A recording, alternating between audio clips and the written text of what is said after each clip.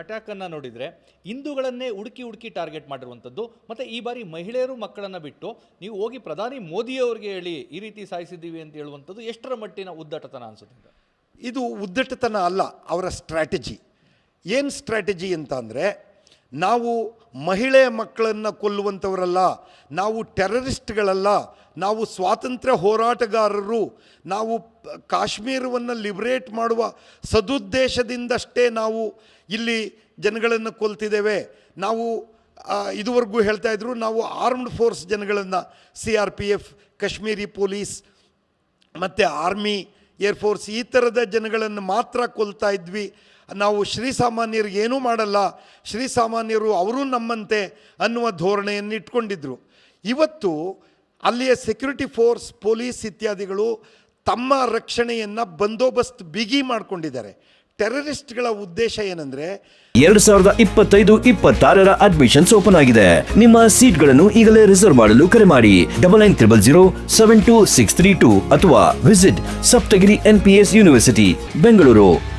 Hit the target when it is weak, find the place where he is weak, when he is weak. ಅದನ್ನು ನೋಡಿಕೊಂಡು ಅವರು attack ಮಾಡ್ತಾರೆ. ಎಲ್ಲ ಜಾಗದಲ್ಲೂ alert ಆಗಿರುವಂತಹ ಒಂದು ಸೆಕ್ಯೂರಿಟಿ ಇರುವಂತಹ ಜಾಗದಲ್ಲಿ ಟೆರರಿಸ್ಟ್ ಅಟ್ಯಾಕ್ ಮಾಡಲ್ಲ. ಇದು ಗರಿಲ್ಲಾ ಟ್ಯಾಕ್ಟಿಕ್ಸ್ನ ಒಂದು ಮೂಲ ಮಂತ್ರ. Hit when the enemy is weak, choose the time where he is weak, where he is complacent ಇತ್ಯಾದಿ ಈ ನಿಯಮಗಳನ್ನು ಬಳಸ್ಕೊಂಡು ಅವರು ಅಟ್ಯಾಕ್ ಮಾಡ್ತಾರೆ. ಇವತ್ತು ಕಾಶ್ಮೀರಿಗಳಿಗೊಂದು ಮೆಸೇಜ್ ಕಳಿಸ್ಬೇಕಾಗಿತ್ತು ಟೆರರಿಸ್ಟ್ಸ್. ಅದೇನೆಂದರೆ, ನೀವು 370 ಅಬಾಲಿಷ್ ಆದಾಗ ನೀವು ಯಾಕೆ ಸಿಡಿದೇಳಲಿಲ್ಲ, ನೀವು ಯಾಕೆ ಕ್ರಾಂತಿ ಮಾಡಲಿಲ್ಲ, ನೀವು ಯಾಕೆ ಭಾರತದ ಜೊತೆ ಕೈ ಜೋಡಿಸಿದ್ರಿ? ಅದಕ್ಕೆ ನಿಮ್ಮ ಬೆನ್ನೆಲುಬಾಗಿರುವ ನಿಮ್ಮ ಟೂರಿಸಮನ್ನು ಇವತ್ತು ಮುರಿತೇವೆ. ನಾವು ಹೆಂಗಸರು ಮಕ್ಕಳನ್ನು ಕೊಲ್ಲೋ ಅಂಥವ್ರಲ್ಲ, ನಾವು ಬರೀ ವಯಸ್ಸಾದವ್ರನ್ನು ಕೊಲ್ತೇವೆ. 2025-26 ಅಡ್ಮಿಷನ್ಸ್ ಓಪನ್ ಆಗಿದೆ. ನಿಮ್ಮ ಸೀಟ್ಗಳನ್ನು ಈಗಲೇ ರಿಸರ್ವ್ ಮಾಡಲು ಕರೆ ಮಾಡಿ 9900072632 ಅಥವಾ visit Saptagiri NPS university Bengaluru. 10 ವರ್ಷದವ್ರನ್ನೂ ಕೊಂದಿದ್ದಾರೆ. ಅದರಲ್ಲಿ ಒಬ್ಬ ಮುಸಲ್ಮಾನನೂ ಸತ್ತಿದ್ದಾನೆ. ಅವನು ಆಕ್ಸಿಡೆಂಟಲ್ ಫೈರ್ನಿಂದ ಸತ್ನೋ ಅಥವಾ ಡೆಲಿಬ್ರೇಟಾಗಿ ಸತ್ನೋ ಗೊತ್ತಿಲ್ಲ. ಯಾಕೆ ಅಂತಂದರೆ, ಟೆರರಿಸ್ಟ್ ಇದನ್ನೆಲ್ಲ ಮಾಡುವಾಗ ಬಹಳ ವ್ಯವಧಾನ ಉಪಯೋಗಿಸಿ ಅವನು ಗುಂಡು ಹಾರಿಸೋಕ್ಕಾಗಲ್ಲ. ಅವನ ಹೈಟೆಂಡ್ ಟೆನ್ಷನ್, ಎಮೋಷನ್ಯಾಲಿಟಿ ಸಂದರ್ಭದಲ್ಲಿ ಅವನು ಗುಂಡಾರಿಸುವಾಗ ಅವನು ಹಿಂದೂ ಮುಸಲ್ಮಾನರನ್ನ ಬೈಫರ್ಕೇಟ್ ಮಾಡುವಂತಹ ಸ್ಥಿತಿಯಲ್ಲಿರಲ್ಲ. ಅವನಿಗೆ ಎಷ್ಟು ಹೇಳ್ಕೊಟ್ಟಿರ್ತಾರೋ ಅಷ್ಟನ್ನು ಮಾತ್ರ ಮಾಡ್ತಾನೆ. ಅವನು ಬಹಳ ತಾರ್ಕಿಕವಾಗಿ ಆಲೋಚನೆ ಮಾಡಿ ವ್ಯವಧಾನದಿಂದ ವರ್ತಿಸುವಂತಹ ವ್ಯಕ್ತಿಯಲ್ಲ.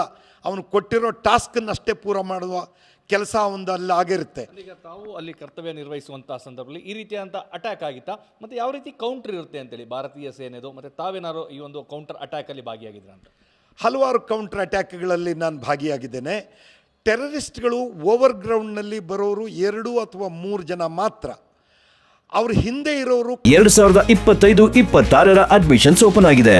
ನಿಮ್ಮ ಸೀಟ್ಗಳನ್ನು ಈಗಲೇ ರಿಸರ್ವ್ ಮಾಡಲು ಕರೆ ಮಾಡಿ 9900072632 ಅಥವಾ visit Saptagiri NPS university Bengaluru. ಕಾಣಿಸಲ್ಲ, ಅದನ್ನು ಏಕ್ದಮ್ ನಾವು ಗೊತ್ತು ಮಾಡೋಕ್ಕಾಗಲ್ಲ. ಹಲವಾರು ಬಾರಿ ಪೊಲೀಸ್ ಮತ್ತು ಸೆಕ್ಯೂರಿಟಿ ಫೋರ್ಸಸ್ ರಿಯಾಕ್ಷನ್ನಲ್ಲಿ ಮುಗ್ಧರಿಗೆ ಅನ್ಯಾಯ ಆಗಿರೋದು ಉಂಟು. ಆದರೆ ಈಗ ಯಾವ ಪೊಲೀಸ್ ಆರ್ಗನೈಸೇಷನ್ನು ಕೂಡ ಕಾಶ್ಮೀರದಲ್ಲಿ ಆ ರೀತಿಯ ಪ್ಯಾನಿಕ್ ರಿಯಾಕ್ಷನ್ ಮಾಡಲ್ಲ, ಕಂಟ್ರೋಲ್ಡ್ ರಿಯಾಕ್ಷನ್ ಮಾಡ್ತಾರೆ, ಇಂಟೆಲಿಜೆನ್ಸ್ ಬೇಸ್ಡ್ ಆಪರೇಷನ್ಸ್ ಮಾಡ್ತಾರೆ. ಆ ಸಂದರ್ಭದಲ್ಲಿ ಏನು ಮಾಡಬೇಕು ಅಂತ ಈಗಾಗಲೇ ಒಂದು ಡ್ರಿಲ್ ನಿಯುಕ್ತವಾಗಿರುತ್ತೆ.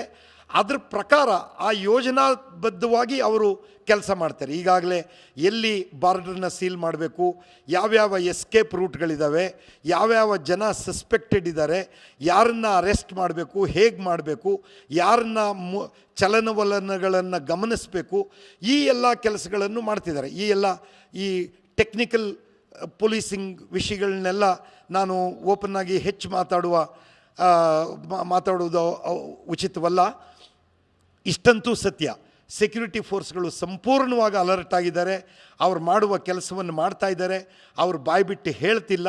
ಅದನ್ನು ಜನ ಏನೂ ಮಾಡ್ತಿಲ್ಲ ಅನ್ನುವಂತಹ, ಅಥವಾ ಇಲ್ಲಿ ಭಾರತದಲ್ಲಿರುವ ಮುಸಲ್ಮಾನರೆಲ್ಲರೂ ಕೆಟ್ಟವರೇ, ಅವ್ರ ಮೇಲೆ ಪ್ರತಿರೋಧ ತಗೋಬೇಕು ಅಂತ ನಾವು ನಮ್ಮ ಡ್ರಾಯಿಂಗ್ ರೂಮ್ಗಳಲ್ಲಿ ಸ್ನೇಹಿತರ ಜೊತೆ ಕೂತ್ಕೊಂಡು ಉದ್ವೇಗದಿಂದ ಮಾತಾಡುವುದು ಸರಿಯಲ್ಲ. ಈ ರೀತಿ ನಾವು ಉದ್ವೇಗಕ್ಕೆ ಒಳಗಾಗಬಾರದು. ಈ ತಂತ್ರ ಏನು ಅನ್ನೋದನ್ನು ಅರ್ಥ ಮಾಡ್ಕೋಬೇಕು, ಅದಕ್ಕೆ ತಕ್ಕಂತಹ ಉತ್ತರ ಕೊಡಬೇಕು. ಹೇಗೆ, ಎಲ್ಲಿ, ಯಾವಾಗ ಈ ಉತ್ತರವನ್ನು ನಾವು ಕೊಡ್ತೇವೆ ಅಂತ ಅನ್ನೋದಕ್ಕೆ ಕಾದು ನೋಡಬೇಕಾಗಿದೆ. ಸೈನಿಕ